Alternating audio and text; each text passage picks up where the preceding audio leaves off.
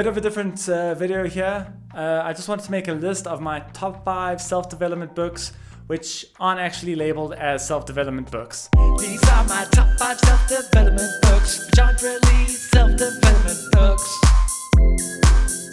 Yeah. I think any book that teaches you something that you can use day to day is pretty much more beneficial than a self-development book that tells you, get up and go at 'em. Make your dreams come true! The first one that I want to talk about is called The Formula, Universal Laws of Success.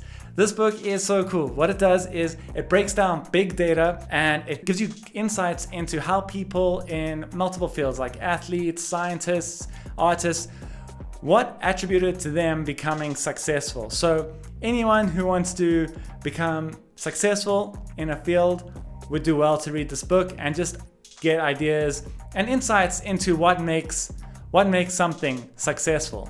It's a really cool read as well, so you'll finish it quick snap. The second book I want to talk about is called When. It's basically around when you should do things. So there's a lot of books explaining how you should approach things or how you should do things, but not a lot of books telling you when the most opportune time to do those things are. It's super practical, super cool. So for example, if you want to go to a job interview, try organize that job interview for the morning, because statistically you'll have the best chance of getting the job if the job interview is done in the morning. And then it explains why and stuff around that. But it's so fun, super cool read. The third book I want to talk about is called Why We Sleep. So I used to be one of those guys who would just go to bed as late as possible, wake up as early as possible, just pack my day full of as many things as I could just to feel like super fulfilled. You guys tired? Doc, I'll get all the sleep I need when I'm dead. Nowadays, I'm like making sure I get my 8 hours in, and it's all because of this book. The book just shows you what happens when you're sleeping, what happens if you don't get enough sleep, and why it affects you so much later in life. I really recommend it to anyone who's a busybody. Actually, I just recommend it to anyone. It's just good to know stuff. It's just good to know stuff about the body, so make sure you read that because it's also super cool. The fourth book I want to talk about is called Lying. I listened to it on Audible. It's only an hour long, and it's not like I was a compulsive liar before, but the essay provides some insight into how even small lies can seriously affect quite strong relationships.